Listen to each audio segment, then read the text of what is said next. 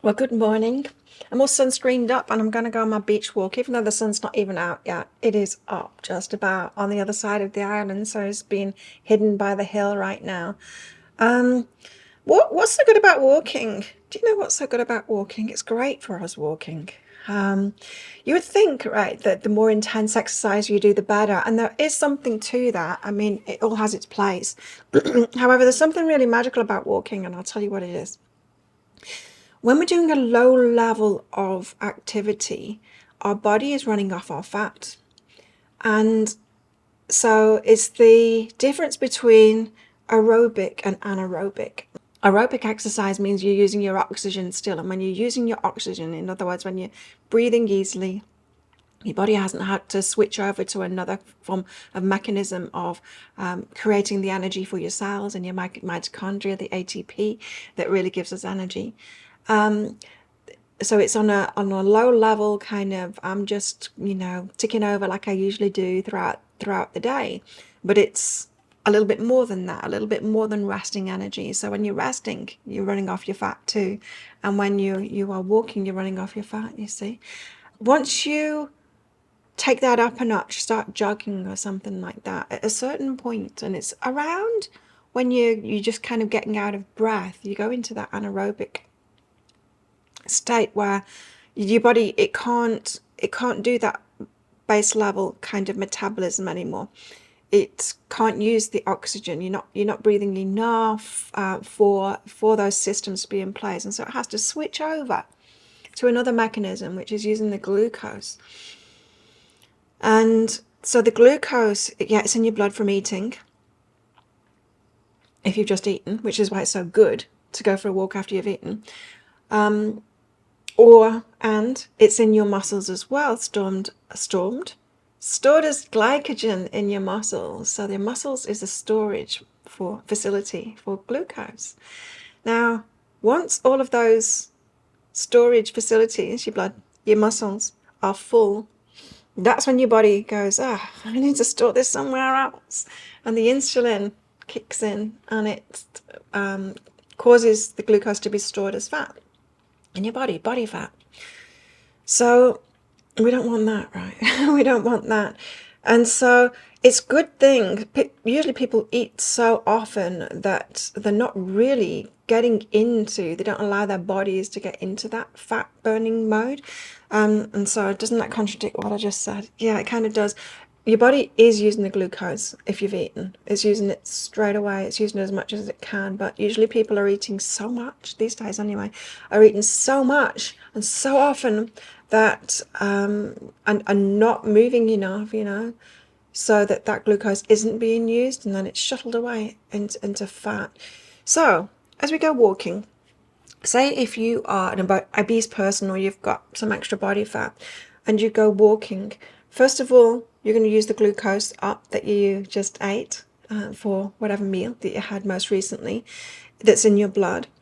And then it's going to switch over to using your fat stores, which is great. That's what we want, right? And so the longer that walk is, and nice, gentle, you don't want to be like briskly walking. For some, you see, could get your heart rate up and get you out of breath.